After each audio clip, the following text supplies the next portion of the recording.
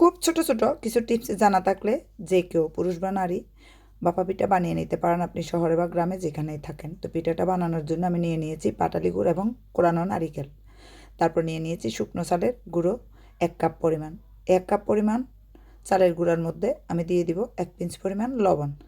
তো একটু লবণ না দিলে যে কোনো পিঠা বানান না কেন লবণ ছাড়া ভালো লাগবে না। তারপর আমি চালের গুঁড়ার সাথে এটা ভালোভাবে মিশিয়ে নিচ্ছি। তারপরে নিয়েছি 1/2 কাপ পরিমাণ দুধ। তো দুধটা আমি আস্তে আস্তে করে মিশাবো। কারো একটু দুধ বেশি লাগতে পারে, কারো কম লাগতে পারে, কারণ চালের গুঁড়াটা কতটুকু শুকনা তার উপরে নির্ভর করবে আপনি কতটুকু দুধ মিশাবেন।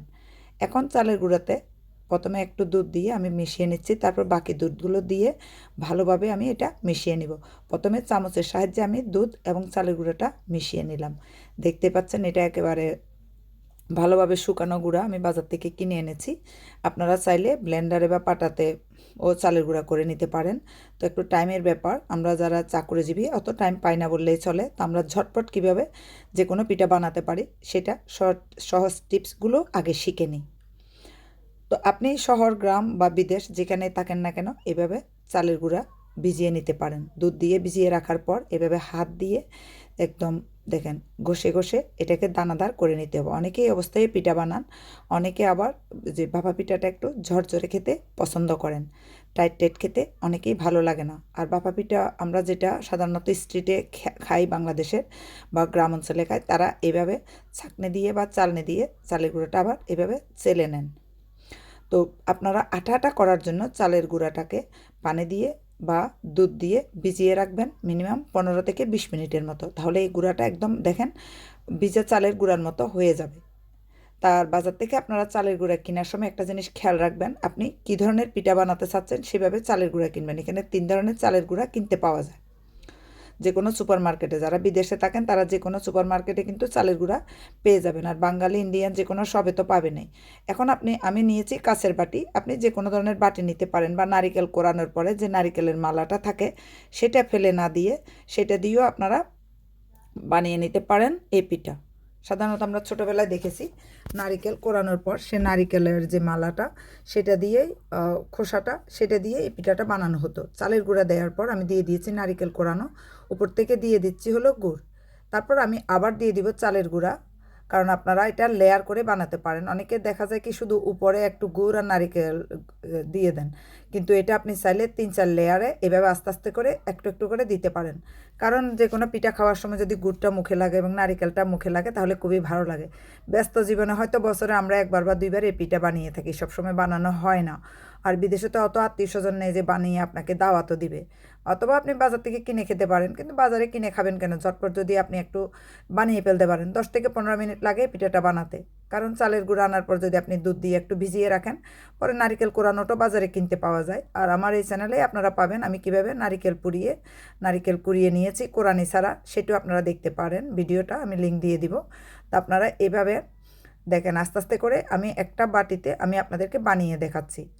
আর এই বাটিতে আপনার 6-7টা হয়ে যাবে 1 কাপ চালের গুঁড়া দিয়ে, কারণ চালের গুঁড়াটা ভিজানোর পর কিন্তু অনেক বেশি হয়ে গিয়েছে। সাথে সাথে আপনি যে এখানে নারিকেল দিচ্ছেন প্লাস গুড় দিচ্ছেন, তাহলে তো চালের গুঁড়াটা একটু পরিমাণে কমই লাগে।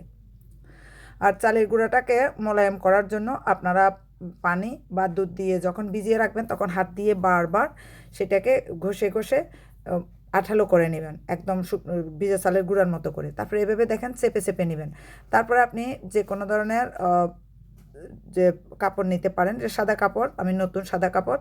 তবে এই পিঠাটা এভাবে নেওয়ার সময় আপনি যে কাজটা করবেন সেটা হলো এই যে কাপড়টা ধুয়ে নেবেন, ভিজিয়ে নেবেন, সোজা বাংলা কথা ভিজিয়ে নেবেন।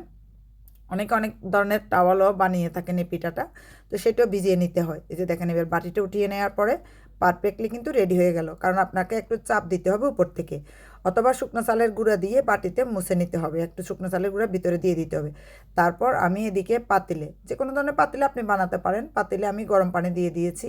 তো পানি ফুটার পর সেখানে আমি দিয়ে দিচ্ছি এভাবে পিঠাগুলা। এভাবে নিচে একটা পিঠা দিয়ে দিচ্ছি, তারপরে উপরে আরেকটা পিঠা দিয়ে দিবা। যদি ছোটো ছোটো করে বানান তাহলে একসাথে আপনারা 3-4টা দিয়ে দিতে পারেন। তো আপনারা দেখতেই পাচ্ছেন পিঠাটা এইভাবে কাপড় দিয়ে মুড়িয়ে দিবেন। টাওয়াল দেন বা কাপড় দেন, আপনারা সেটা ভিজিয়ে নেবেন ঠান্ডা পানিতে। তারপর আমি একইভাবে আরও একটা পিঠা বানিয়ে নিচ্ছি, আপনাদেরকে দেখিয়ে দিলাম। চালের গুঁড়া, গুড় 3 লেয়ারে আমি দিয়ে দিচ্ছি চালের গুঁড়া, গুড় আর হচ্ছে নারিকেল কোড়ানো। উপর থেকে আপনারা যেটা করতে পারেন সেটা হলো শুকনো চালের একটু গুঁড়া ছিটিয়ে দিতে পারেন বাটির তলাতে, কারণ পিঠা যদি একবার বানান পরবর্তীবার বানাতে গেলে এটা বাটির সাথে লেগে যাবে, পুরাটা গোল হয়ে বসবে না কাপড়ের উপরে। তারপরে যে দেখেন সাদা কাপড় যেটা আমি নিয়েছি, আর পিঠা বানানোর জন্য আপনারা অন্য কালার কাপড় ব্যবহার করবেন না, সাদা কাপড় অথবা ঝাঁঝরি ব্যবহার করতে পারেন। অনেকে আবার জালও ব্যবহার করে থাকেন, যেগুলো পুঁতি চাল জাল তাদের বাড়িতে থাকে তারা সেটা দিয়েও করে থাকেন। একদম চিপে এভাবে বসাতে হবে, তারপর আস্তে করে আমি বাটিটা তুলে নিচ্ছি। দেখতে পাচ্ছেন বাটিটা তুলে নিচ্ছি, কত পারফেক্টলি পিঠাটা গোল হয়েছে আপনারা দেখে বুঝতে পারতেছেন। এরপর আবার কাপড় দিয়ে আপনি ভালোভাবে ডেকে দিয়ে এবার ঢাকনা দিয়ে দেন। এখন পানিটা যখন ফুটতে থাকে, এটা 5 থেকে 6 মিনিট লাগে পিঠাটা রেডি হতে। আপনি অফিস করানোর যাই করেন বিকেলবেলায় এসে কিন্তু ঝটপট এই পিঠাটা বানিয়ে নিতে পারেন। আমরা শীতের দেশে থাকি, চাইলে নাস্তা হিসাবে আমরা রেগুলারলি বানাতে পারি। এরপর দেখেন এই পিঠাটা কিন্তু আগে যে পিঠাটা দিয়েছি ওটা কিন্তু 5 মিনিটে রেডি হয়ে গিয়েছে, কারণ যে গরম পানির যে ভাপটা ও পিঠাতে সবচেয়ে বেশি আসছে।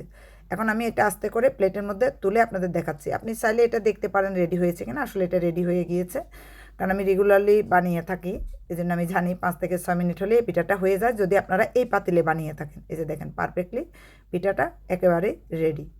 এখন ঠান্ডা হলে আপনি খেয়ে নিতে পারবেন। তারপর আপনারা দেখতে পাচ্ছেন এভাবে দুইটা পিঠাই কিন্তু রেডি হয়ে গেছে। একটা পিঠা নামানোর পর আরেকটা পিঠা রেডি হয়ে গেছে। এখন আপনাদেরকে দেখাবো, এটা জায়েন্ট পিঠা বলা হয়, বা অনেকে মনে করেন যে একটা পিঠা বানালে পুরো পরিবারের জন্য হয়ে যায়। তাদের জন্য আরেকটা টিপস, সেটা হলো আপনারা চাইলে বড় একটা বাটিতে করে এক পিঠা বা দুইটা পিঠা বানিয়ে খেয়ে নিতে পারেন। ঘরে যদি 4 থেকে 5 জন সদস্য থাকেন বা 6 জন সদস্য থাকেন, এরকম একটা বড় বাটিতে একটা পিঠা বানালে হয়ে যায়। দেখতে পাচ্ছেন আমি বাকি চালের গুঁড়াগুলো দিয়ে দিয়েছি, কারণ এটা আমি ছোট ছোট করে না বানিয়ে একদম বড় সাইজের একটা পিঠা বানিয়ে নিচ্ছি।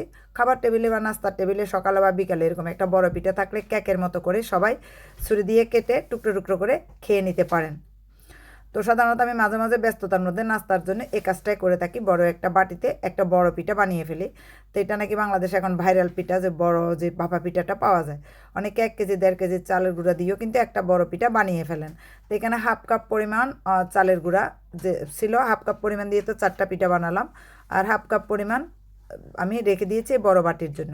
তো এখানে বেশি করে নারকেল কোড়া আর বেশি করে গুড় দিয়ে আমি এটা আপনাদের দেখাচ্ছি যে বানিয়ে। এখানে 5-6টা আপনি লেয়ার দিতে পারেন, যে চালের গুঁড়ো একটু একটু করে দিয়ে, আর নিচে একটু চালের গুঁড়ো বেশি দিতে হবে, উপরে একটু চালের গুঁড়ো বেশি দিতে হবে, যেন এটা ভেঙে না যায়। কারণ যদি ভেঙে যায় তাহলে আমরা আর এটা ভাপা পিঠা হবে না, এটা ভাঙ্গা পিঠা হয়ে যাবে। দেখতে পাচ্ছেন পারফেক্টলি এটা এখন হাত দিয়ে চেপে চেপে বাটির সাথে লাগিয়ে দিতে হবে। এখন আমি এই বাটিটা সহ একসাথে এই পিঠাটা বানিয়েছি, দেখতে পাচ্ছেন বাটিটা সহ 10 মিনিট লেগেছে এই পিঠাটা রেডি হতে। বড় পিঠার জন্য টাইম একটু বেশি লাগবে। বাটিটা আমি আর নিই নাই, সিরামিকের বাটিটা। এখন দেখতে পাচ্ছেন উপর থেকে আরেকটা প্লেট দিয়ে আমি এটা আস্তে করে নিয়ে নিচ্ছি, যেন ভেঙে না যায়। আসলে এটা ভাঙে না, আপনার নির্ভর করবে চালের গুঁড়া কতটুকু চেপে দিয়েছেন, কারণ এখানে বাটিটা তো আমি তুলিনি, বাটিটা রেখে দিয়েছিলাম। এভাবে দেখেন পিঠাটা পারফেক্টলি রেডি হয়ে গিয়েছে। তো এরকম একটা পিঠা আপনি অনায়াসে বানাতে পারেন। ধন্যবাদ আপনাদের সবাইকে। আপনারা বানিয়ে খাবেন এবং কমেন্ট করে জানাবেন রেসিপিটা কেমন হয়েছে। আবার আসবো নতুন আরেকটা পিঠা নিয়ে। ধন্যবাদ।